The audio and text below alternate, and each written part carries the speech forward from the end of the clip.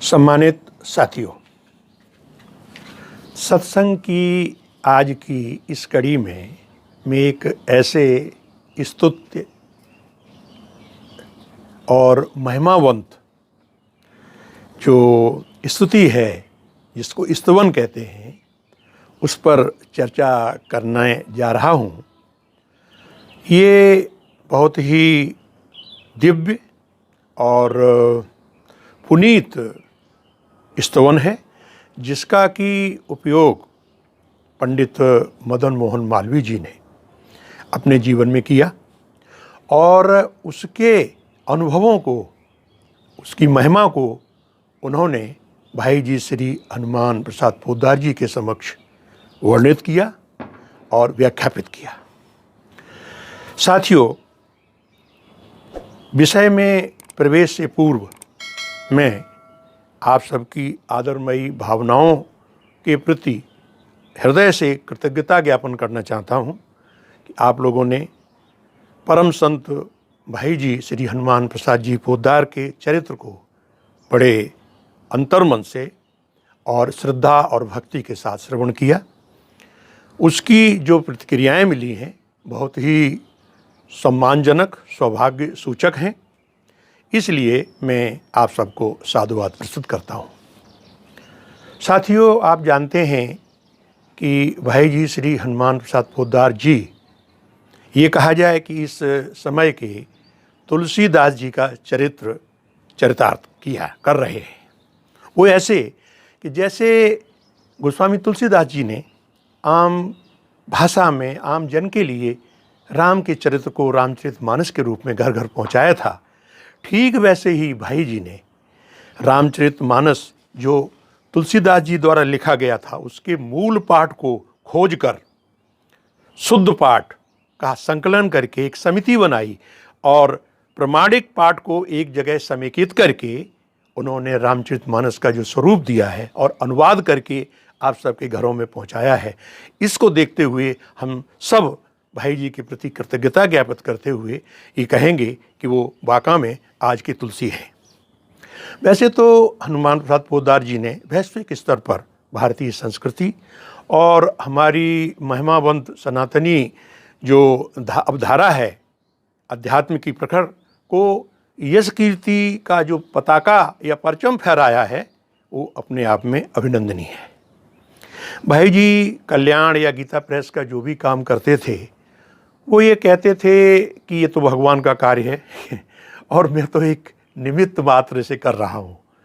वो कहा भी करते थे, उनका एक बड़ा संकल्पमय सूत्र है कि लिखता लिखवाता वही, करता कराता वही, पता नहीं क्या गलत, पता नहीं क्या सही।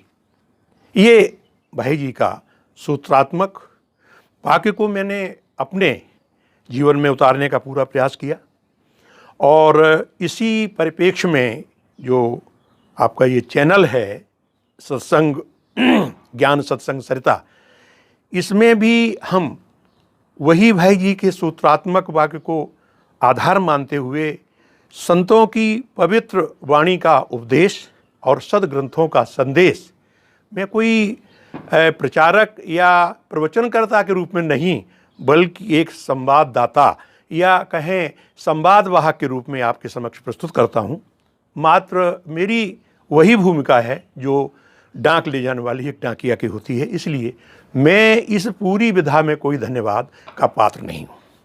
वैसे सम्मानित साथियों, संतों की महिमा अपरंपार है और मैंने इसलिए प्रयास किया है कि सत्संग की इन श्रृंखलाओं में सुंदर संतों की वाणी, उनके जीवन क्रम से अनुकरणीय आदर्शों को हम प्रस्तुत करें, क्योंकि संतों की महिमा का बखान किया गया है। मानस में भी कहा है कि संतन की महिमा रघुराई, ओ बहु प्रकार सदग्रंथ निगाई। संतों का दरस परस और मंजन पाना, हरह पाप कहें वेद पुराना। इनके दर्शन मात्र से, इनके वाणी के प्रभाव से हमारे अंतर्मन के, अंतःकरण के पाप ताप समाप्त हो जाते हैं। इसलिए मेरा प्रयास रहता है कि संतों की वाणी, संतों के अलौकिक या दिव्य चरित्रों को प्रस्तुत करूं। इसमें चमत्कारिकता का कोई पुट नहीं देना चाहते, नहीं इसका अर्थ है, केवल ये है कि उनको सुनकर हमारे अंतःकरण में शुद्धि आए, पवित्रता है और हम अपने अध्यात्म की यात्रा पर अपनी गति को गतिवान कर सकें। इसी के साथ मैं ये आज, चूँकि कई सम्मानित भाइयों ने जिज्ञासा की है, जो पिछले कड़ियों में भाई जी ने मंत्रों का जो उल्लेख किया है, वैसे अपनी सनातनी संस्कृति में 3 तरह के मंत्र होते हैं। एक वैदिक, जिन्हें हम आध्यात्मिक कहें, तांत्रिक और सावर। लेकिन अध्यात्म यात्रा के इस मैं कहूँ परिप्रेक्ष्य में, जिसे भाई जी ने और संतों ने माना है, आध्यात्मिक मंत्रों का बड़ा महत्व है। और भाइयों, इन मंत्रों के पारायण में, जाप में कोई ज़्यादा विधि विधान की आवश्यकता नहीं होती है। हर व्यक्ति से मतलब है कोई वर्ग, महिला, पुरुष, वृद्ध, कोई भी जिस समय उसका मन पवित्र हो और सुंदर भावनाओं से, क्योंकि हमारी सनातनी जो गंगे संस्कृति है, इसमें भाषा नहीं बल्कि भावों की प्रधानता है। और इसलिए कहा गया है कि भाव जब हमारे होंगे, भाव अच्छे हैं, बिना भाव भगवान मिलते नहीं हैं। और विश्वास बहुत जरूर है। विश्वासम फलदायकम, बिन विश्वास भगति नहीं, तेह बिन द्रव्य न राम। और ये भी कहा है मानस में कि कवन्यु सिद्धि के बिन विश्वासा, इसलिए विश्वास प्रदान करना चाहिए। और यदा कदा इनके उच्चारण या व्याकरणिक कहीं दोष भी आ जाते हैं तो वो क्षम्य होते हैं। क्योंकि हमने संतों से सुना है, एक भक्त थे, वो अपना पाठ करते थे, कहीं कहीं उसमें उच्चारण में गलतियां आती थी, तो एक शास्त्री ने आकर उनको कहा कि ऐसे नहीं, इसका ऐसे उच्चारण करो। लेकिन इसके बाद उस इष्ट ने प्रकट होकर के उस भक्त से कहा कि नहीं भाई, आप जिस भाषा में और जिस शब्दों में करते थे मुझे वही प्रिय है। इसलिए ये चिंता बिना इसके कि हम किस तरह कर रहे हैं, जो मन में भावना आती है आत्र भाव से इसका पारायण करना चाहिए। और वैसे आप जानते हैं कि आदि कवि वाल्मीकि जी का प्रसंग तो सबके सामने में कहा गया है कि उल्टा नाम जपा जग जाना, ओ वाल्मीक भय ब्रह्म समाना।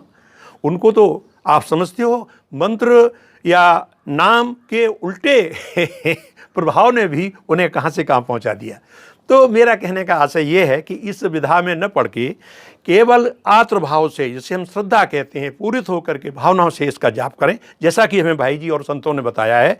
और दूसरा, बीज मंत्र जो होते हैं वो मूल मंत्र के ऊर्जा स्वरूप होते हैं और उनका प्रभाव बहुत ही द्रुतगामी होता है। इसलिए ये इस विकल्प और संकल्प में न रहें, क्योंकि बीज मंत्र बहुत प्रभावी होते हैं और मंत्रों के बीज मंत्र इसीलिए बनाए गए हैं कि उनका प्रभाव जल्दी हो। इसलिए मूल और बीज मंत्र में कोई इसमें अंतर और संकल्प विकल्प की आवश्यकता नहीं है।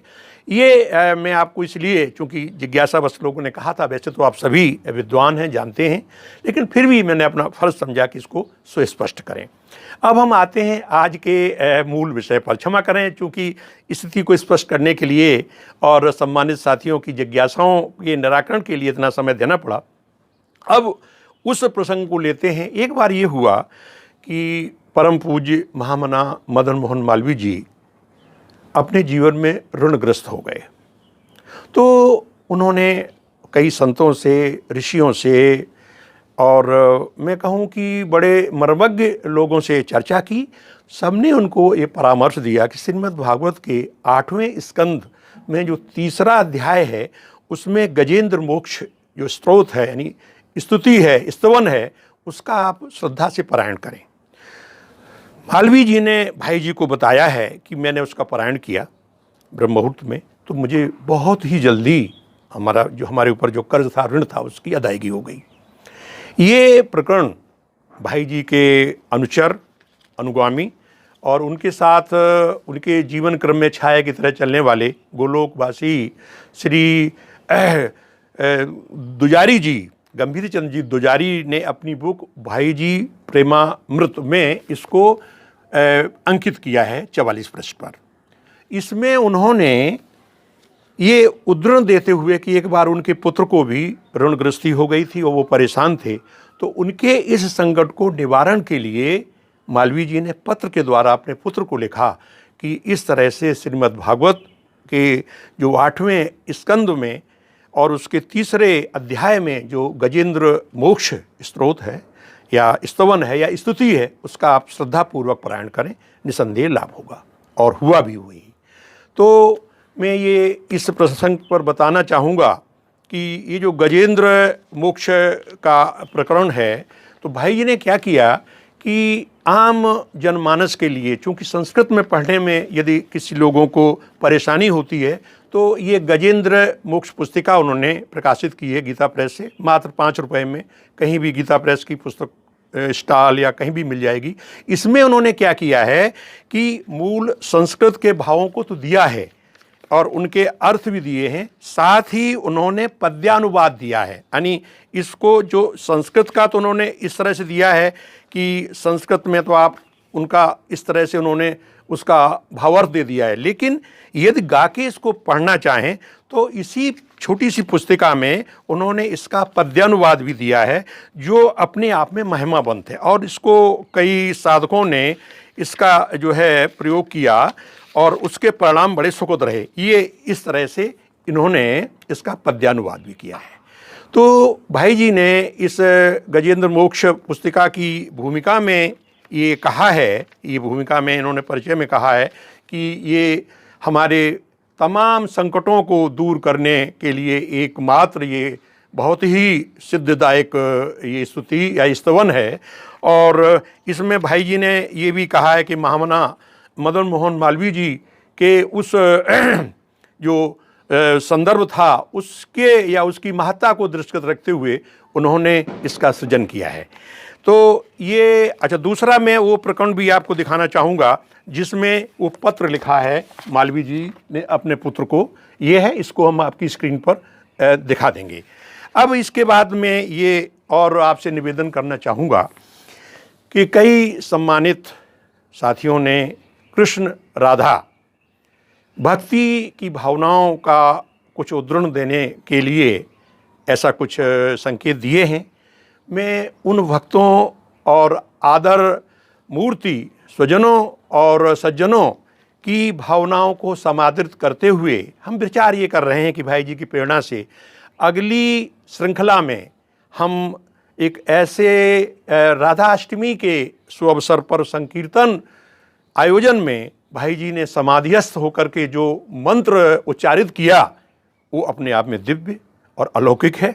उसके परिणाम और प्रभाव बहुत ही ऊर्जावान हैं।